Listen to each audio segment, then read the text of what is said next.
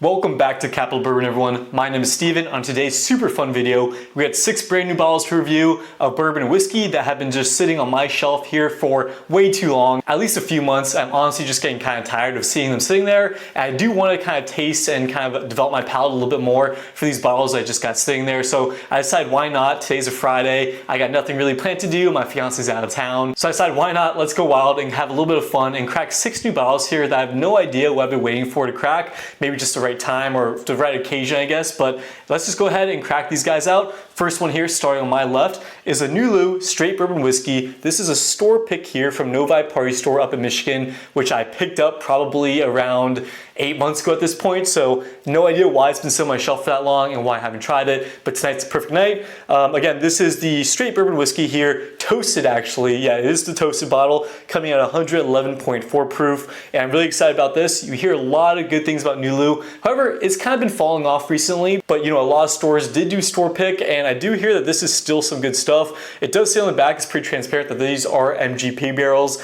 and it is distilled, let me just verify that, in Lawrenceburg, Indiana, so yeah, definitely MGP, but I do hear some good things about these guys. Excited for the toasted barrel. Our next one here is one that recently has been making its way around a lot of stores and been making some noise there, and that is the Bardstown Wheated Bourbon here. I'm not a huge fan of wheated bourbons, I would say. To me, it kind of just tastes a little more grainy, a little more watered down, just too much sweetness and not enough depth and rich, complex flavors there. This one here, it does say it's aged 6 years, and it's 53% corn, 39% wheat, and 8% malted barley. And yeah, it's made by Bardstown Bourbon Company. It's not being sourced from someone else like Bardstown has done in the past there. It is their own juice here. So, you know, hopefully this one will win me over. I do like, you know, some of the Wellers. Honestly, Weller's not my favorite lineup at all, really.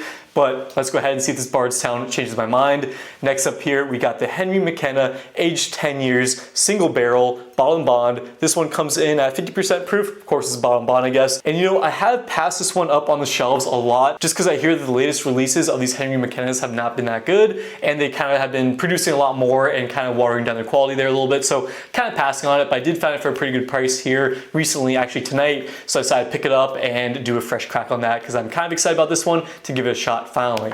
Our next one here, again, I don't know why I've been sitting on this one for so long. That's the Maker's Mark, the Heart Release 2024. This one is the April edition, yeah, April 2024 edition, which I hear is the one to get if you're looking for the Heart Release. That one, I think there's, I forget what other one it is, but there's another month of release of this one, but I hear that the April one is a better one. I do really like the Maker's Mark wood finishing series. I have basically the complete lineup that I still have to open up and give a review, but you know, Maker's Mark, I believe, is kind of overplaying their wood finishing series, especially those limited editions like this bottle.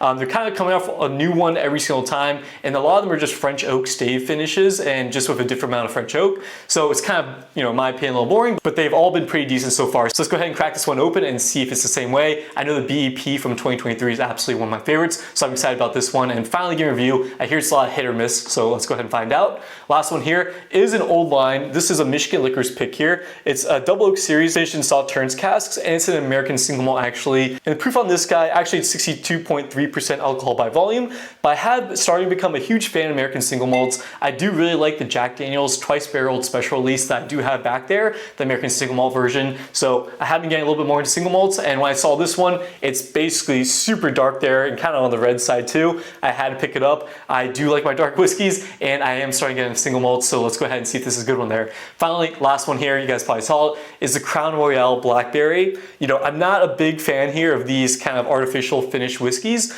but I did find out the ABC store there and the 375 milliliter bottle for a pretty decent price. I believe it was like $16 or $17. So I said, why not? You know, it's in a cute bottle. It's not a big risk. It's not gonna hurt the bank. Let's go ahead and see if this is any good. And also, summer is coming up here, hopefully soon. So I know you can make a lot of great summer cocktails with this Crown Royal Blackberry. So no matter what, it's not gonna go to waste, and it's definitely not gonna be lost. It's definitely gonna be drank around here. All right, and I'm pretty excited now. Let's just go ahead and get right into it and give these guys a fresh crack, pour them up, see how they are on the nose, see how they taste, and finally give them a review. Starting from my left to my right, the first bottle I got poured up here is the Henry McKenna Bottle and Bond. Next one is the Bardstown Wheated. One after that is a Nulu Toasted. After that, we got the Maker's Mark Heart Release, then the Old Line Single Malt. And finally over here in this mini Glencairn, we got the Crown Royal Blackberry. It's quite pungent and quite light on the color, so push that one out there a little further and make it very distinct there. And I did kind of order it in terms of least proofy to most proof, as well as most neutral flavor, you know, just being a straight bourbon, to finishing, because I don't want, you know, a finishing to help impact or ruin potentially the flavor of just a normal straight bourbon that we have here. So let's go ahead and get started. And let's start from my left to my right with the Henry McKenna Bottom Bond single barrel. All right, Henry McKenna on the nose.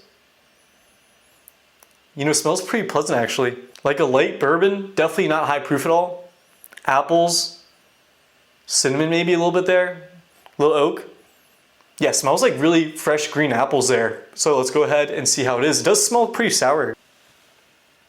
Really not bad there. Definitely I would say immediately above average. You kind of get hit with a lot of brown sugar there, at least immediately, with a really woody and oaky flavor there in the mid palate. The finish there is medium, I would say. Mouthfeel is pretty light. The mouthfeel there, I would say, is a little bit on the lighter side, and that is probably due to the lower proof. 100 proof, you know, that's not low, but compared to a lot of stuff out these days, it's a little on the low side. It's really not bad, but you do really get kind of a woody, clovey spice there in the mid palate, kind of in the back of your throat here. So yeah, it's really not a bad bourbon. I would be happy sipping on that for sure. Is it worth the $60, $70 that you can find sitting on the shelves there? I'd probably say not. It has a little bit too much of a punch. Depends on how you want to describe it, but I think it's a little too grainy or woody and just too much spice there for me.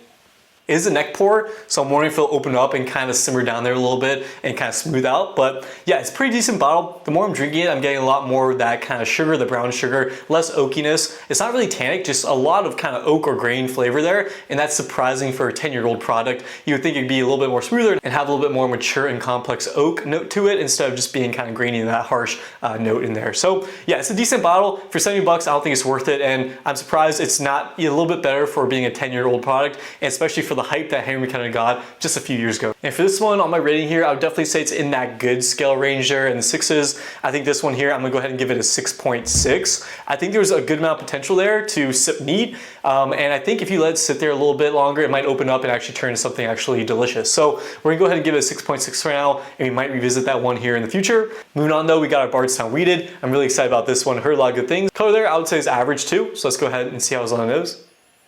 Wow, yeah, a lot more sweetness from this one. Sweetness, a little funk there too at the end though, I would say. Like Sharpie maybe? A lot of sweet, grainy sweetness with this one. That's basically all I'm getting. Just a grainy sweetness, kind of average wheated bourbon there. So let's just go ahead and see how it is on the palate. It smells good though. That one's quite pleasant, wow.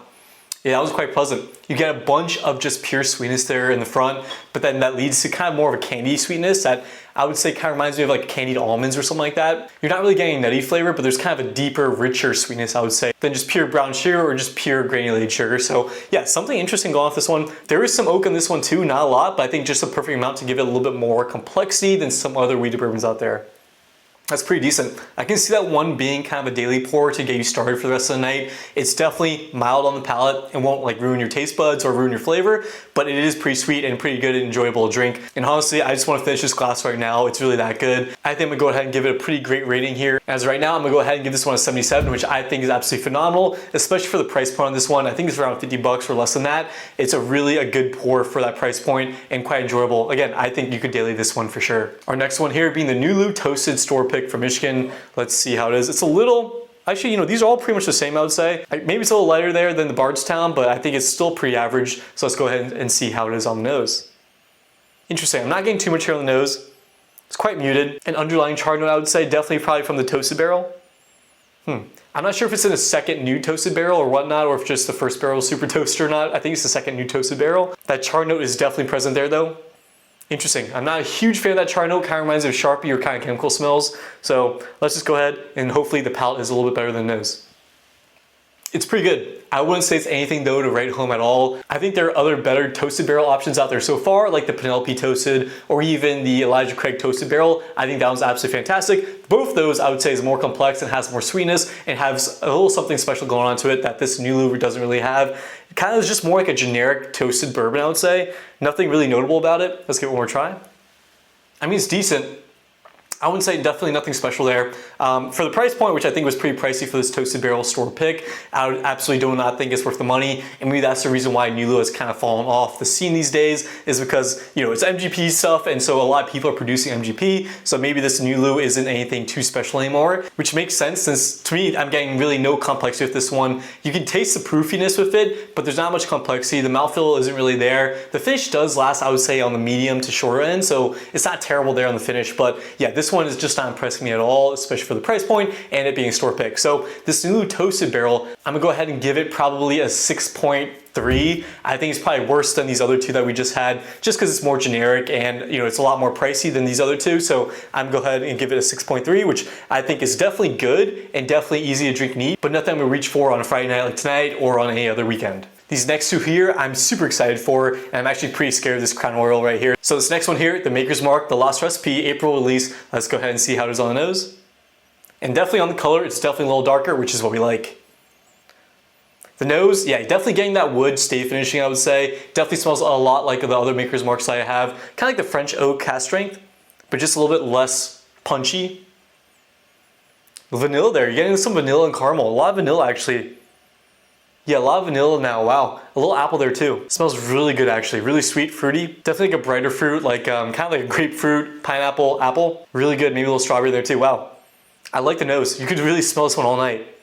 Really sweet, really fruity. Okay, let's go ahead and see how it is on the palate. Yeah, definitely the best we've tried so far. You do get a lot of cream there, but the mouthfeel is absolutely fantastic. You do get a bunch of creaminess with this one. Really refreshing actually. The mouthfeel is absolutely phenomenal in this one. Kind of like an applesauce pudding, but if it was a little thicker, I would say. Coats your mouth there really well, especially on the tongue. Really a pleasure to drink actually, so let's go ahead and give it one more sip. Yeah, that's good, wow.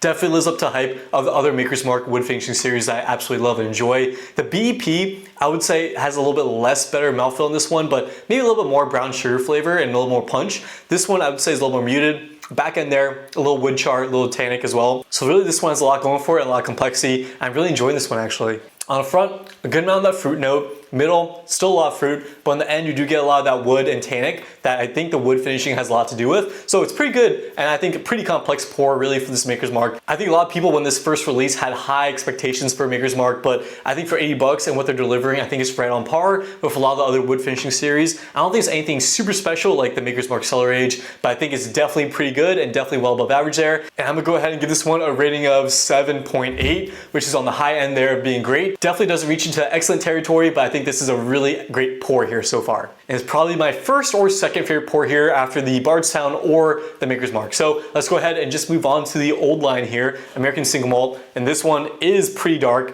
which is a good thing. Let's see how it is on the nose. Wow, yeah, definitely an American Single Malt. A lot of people say that these American Single Malts have a bad nose and kind of malty flavor, which I don't really think at all. I think it's really a deep raisiny, dark fruity plum flavor there on the nose. It's really, really good, really intoxicating. American Single Malts, you know, these days I can smell all day long. Doesn't smell like a malt to me, I would say. It smells really fruity, really good. Deep, rich, dark fruits, yeah. So good, definitely the best nose so far. The Maker's Mark, I think, definitely comes in second. So good on the nose there. Let's go ahead and see how it is on the palate. I'm expecting good things. Oh, wow. Unfortunately, the palate, I say, doesn't live up to the nose really. Wow, that's really interesting for a single malt there. Definitely a lot of maltiness on the palate there, which I was not expecting at all. I was expecting those dark, rich plum raisin fruits to come out there. It is sweet, but you get a bunch of malt there that kind of hits you immediately and takes you by surprise, kind of like a freight train really immediately. Wow, that's something I was not expecting there. 111 proof, I believe, for this one. Not really sure. Let's go ahead and check the proof on this guy. 62.3% alcohol, so actually 124.6 proof. I'm really surprised about the palate there. Let's go ahead and give it one more shot here though. Oh gosh. Yeah, the nose there is fantastic, but you get a ton of malt there. Kind of reminds me like a malt vinegar actually. Like you're eating kind of malt vinegar French fries, or you have Old Bay seasoning. Kind of that kick that you get initially. But after that initial kick, you do get some good flavors there. It's really distracting though. I can't really focus on those good flavors because you do get a strong kick there of malt, I would say, which is not pleasant at all in my opinion. Wow. It was so promising, but it's such a letdown, I think. I'm gonna go ahead and give it a third sip just because I believe in that before you get a rating. So let's go ahead and give it a third sip, even though I really kind of don't want to do that. Yeah, I just gotta brace myself every time for that sip there. And once that malt kicks in, you do get plum and raisin there in the very end. Finish is medium, I would say, not long, but that maltiness that you're just getting kicked with in the face kind of ruins the entire thing for me, I would say. So for me, I don't think I'm gonna drink this neat unless I kind of want to punish myself again. So I'm gonna go ahead and give this one here a 5.6. I would say it's a little bit on the better side there of a mixer. I could definitely see this being mixed in some cocktails that, you know, you kind of want that stronger flavor, or maybe it's like a fruity cocktail where it can mask that kind of malty flavors for me. So definitely disappointing this one. The Michigan Store Pick from Old Line, the American Single Malt finished in Sauternes cask. Maybe I'll be avoiding the Sauternes cask. Maybe that's it. All right, and our last one here is the Crown Royal Blackberry. Let's go ahead and see. Definitely lightest of the bunch. Kind of looks like dirty water here, or maybe like apple juice, I would say. But let's go ahead and see how it is on the nose. Definitely the strongest by far on the nose. I mean, you can smell it from a good bit away. Definitely artificial flavor in there, blackberry, as we all know. And I'm not even sure if you're supposed to be drinking this neat, but let's go ahead and give it a shot. Honestly, it's kind of turning my stomach just how sweet and how strong that artificial flavor is. I'm not sure if you're supposed to be drinking this neat or just supposed to be mixing this in kind of cocktails and drinks there. Oh my God. It's so strong. It smells like medicine. Holy cow, it smells like medicine that you had as a child. Oh gosh, it's giving me bad flashbacks and trauma as a kid. Let's go ahead and not breathe this in and give it a try here. That's cough syrup. I'm not gonna give that another shot. That's so bad, that's cough syrup for sure. I cannot drink that again. I'm not buying another flavored Crown Royal ever again. That is so strong. I can't even see that being good in a mixed drink, really. That is so strong. Maybe in a frozen cocktail, maybe that'd be good there. Something that you kind of need to kind of mask a lot of that water, or, you know, flavor that ice that you got. So for me, I'm gonna give this one probably a 4.0 on the bad end scale there, but maybe I can see it being mixed into a cocktail. But any type of cocktail that I would drink on a normal weekend or a weeknight, be a night cocktail that I'm envisioning drinking anytime soon, I'm kind of surprised it was that bad. I thought drinking it neat would be at least somewhat palatable, but it's absolutely not at all. And unfortunately, I'm not gonna go for another sip of that. So this one, unfortunately, is gonna be going down the drain tonight. But again, I'm giving it a 4.0 because I think it could be used in a lot of good cocktails there in the summer especially. All right, now I'm gonna go ahead and go through these one more time besides the Crown Royal Blackberry and see if I wanna kind of change the rating of any of these, adjust them either higher or lower. Give me a second, I'll go ahead and do that right now.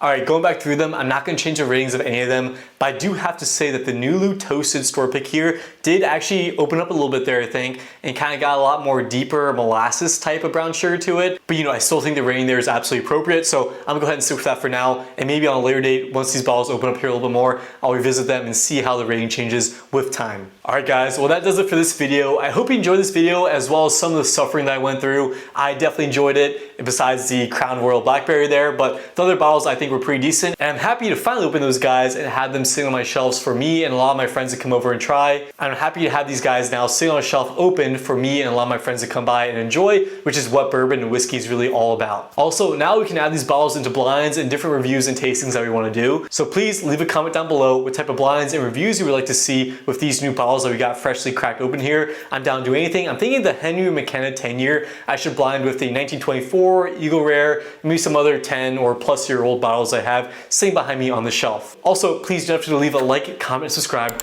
That helps this channel grow significantly, helps me continue to make this type of content for you guys. And without further ado, guys, open those bottles of whiskey that you got sitting on your shelf or in that cabinet. They're meant to be enjoyed and drink with the people that you enjoy spending time with. Until next time, I'll see you on the next video, guys. Enjoy your whiskey and cheers.